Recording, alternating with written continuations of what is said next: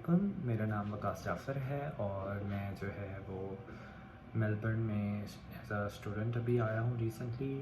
मेरी यूनिवर्सिटी जो है RMIT है। और आज की जो वीडियो है इसमें मैं बात करूँगा कि उसके बारे में RMIT का जो GTE इंटरव्यू होता है। वैसे तो GTE डॉक्यूमेंट्स नहीं मांगती, एक SOP होती है GTE की, वो SOP आपने सबमिट करानी होती है। उसके बाद होता है इंटरव्यू में काफ़ी लोग बड़े परेशान होते हैं कि शायद ये जो है बहुत टफ़ होता है या बहुत कोई पता नहीं क्या क्या पूछ रहे हैं। लेकिन मैं अपना एक्सपीरियंस बताऊंगा।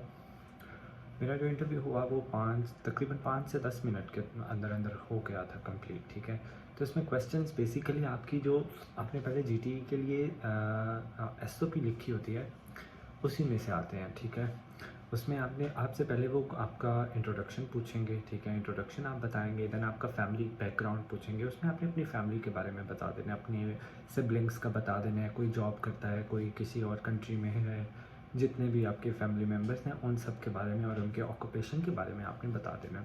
उसके बाद वो आपसे पूछेंगे वाई दिस कोर्स। तो वाई दिस कोर्स, ये कोर्स क्यों आप करना चाहते हैं।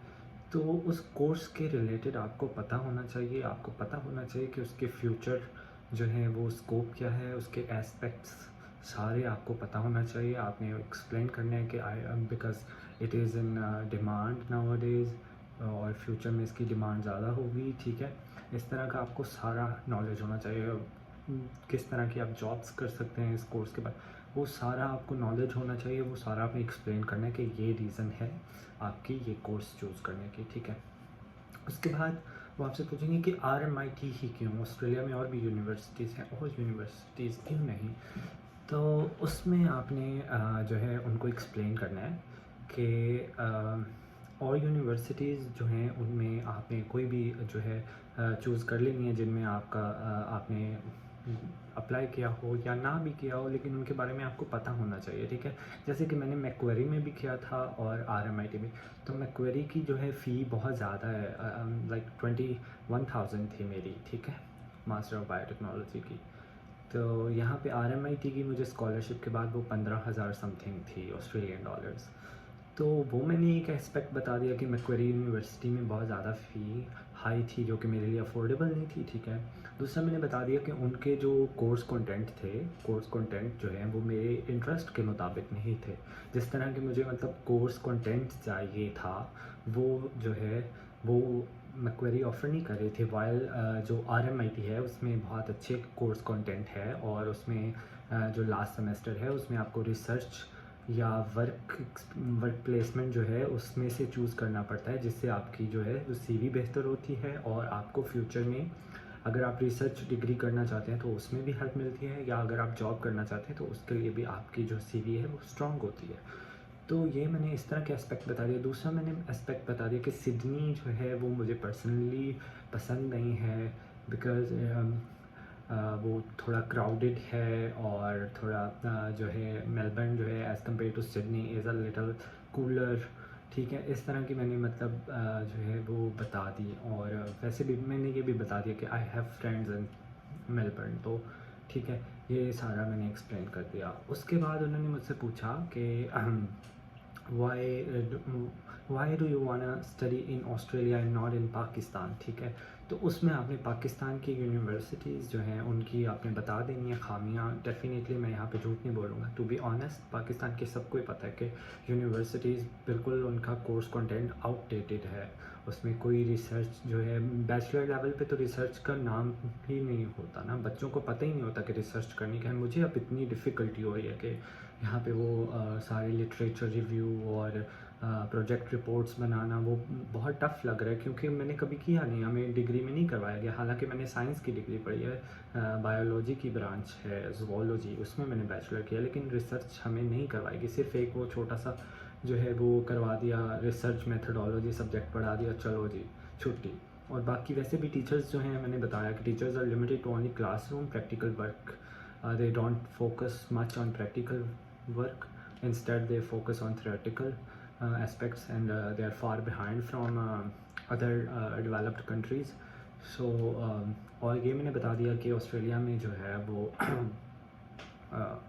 ऑस्ट्रेलिया से डिग्री करने के बाद मेरे फ्यूचर जो है वो ब्राइट होगा, मुझे किसी भी कंट्री में इजीली जॉब मिल सकेगी, मुझे अपने पाकिस्तान में इजीली जॉब मिल सकेगी, क्योंकि एम्प्लॉयर्स जो हैं वो प्रेफर करते हैं फ़ॉरेन ग्रेजुएट्स को, क्योंकि फ़ॉरेन एम्प्लॉयर्स को भी पता है कि पाकिस्तान में पढ़ी हुई डिग्री में और फ़ॉरेन ऑस्ट्रेलिया जैसे कंट्री में पढ़ी हुई डिग्री में कितना फ़र्क है।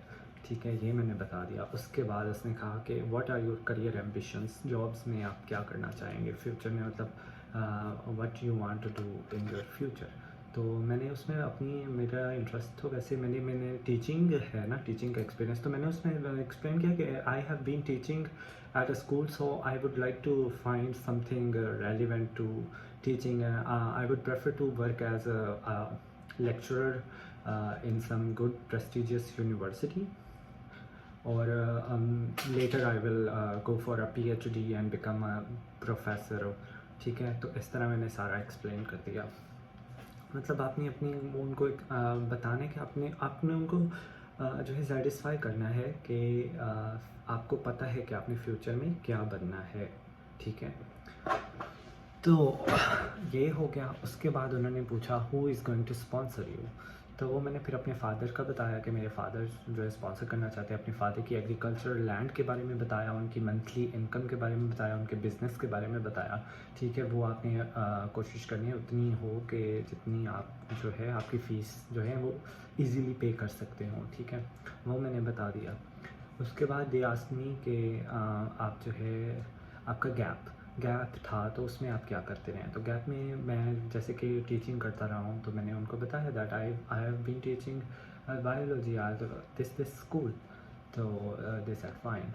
और उसके बाद एट द एंड उन्होंने मुझसे पूछा कि आपको वीज़ा कंडीशंस और के बारे में पता है। तो मैंने वीज़ा कंडीशन एक तो बता दी, वो कि मेंटेन करनी है ओवरसीज़ हेल्थ कवर, और दूसरा जो है वो मेंटेन करना है क्लास की अटेंडेंस, जो है कोर्स की एलिजिबिलिटी मेंटेन रखनी है, अटेंडेंस वगैरह, और जो है वो मार्क्स जो हैं वो 50% से अबव होने चाहिए एंड ऑल दैट। ठीक है, तो वो मैंने सारा बता दिया। I can not work more than 24 hours fortnightly, sorry 48 hours fortnightly.